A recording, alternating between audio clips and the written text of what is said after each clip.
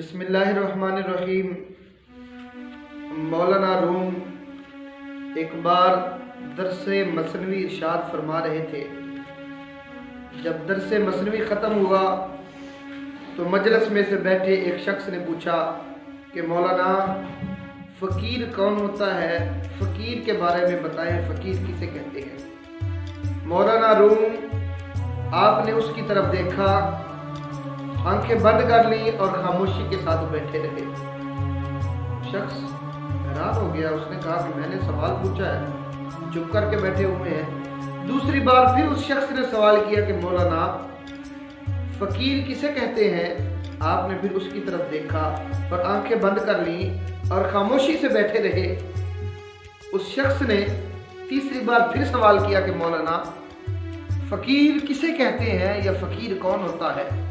مولانا نے پھر اس کی طرف دیکھا اور چپ ہو گئے، اور جب مولانا روم وہاں سے چلے گئے تو وہ شخص حضرت الشیخ صدر الدین گونوی جو مولانا روم کے استاد ہیں، وہ قریب بیٹھے تھے، ان کے پاس پہنچا اور اس کو کہا کہ میں نے سوال پوچھا۔ مولانا نے جواب نہیں دیا۔ شیخ صدر الدین گونوی نے کہا کہ سوال تو نے پوچھا فقیر کسے کہتے ہیں۔ وہ آپ کو تینوں بار سوال کا جواب دے گئے لیکن آپ سمجھ نہیں سکے۔ اے نادان، فقیر اسے کہتے ہیں جو سب کچھ جاننے کے باوجود چپ ہو جائے، اسے فقیر کہتے ہیں۔ اسے کیا کہتے ہیں؟ فقیر کہتے ہیں۔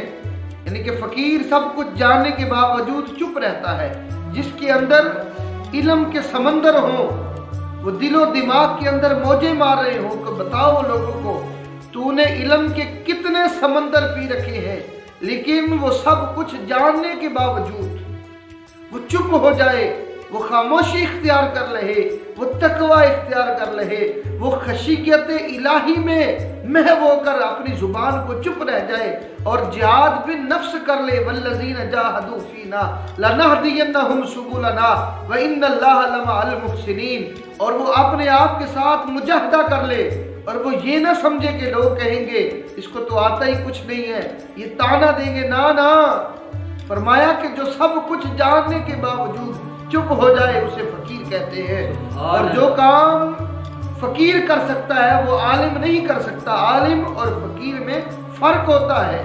فقیر سب کچھ جاننے کے باوجود چپ رہتا ہے۔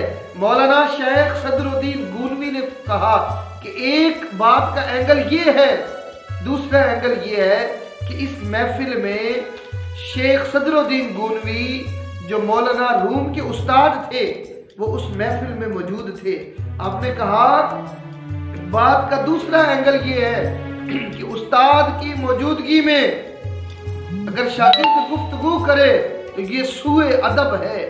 یہ کیا ہے؟ سوء ادب ہے۔ استاد کی موجودگی میں شاگرد چپ ہو جائے، یہ بات سمجھانے کا دوسرا اینگل ہے، اور یہ ادب ہے۔ یہ کیا ہے؟ یہ ادب ہے۔ وہ ادب میں بیٹھے تھے۔ ارے نادان، وہ تجھے ادب بھی سمجھا گئے اور فقر کا مطلب بھی سمجھا گئے، اسے فقیر کہتے ہیں۔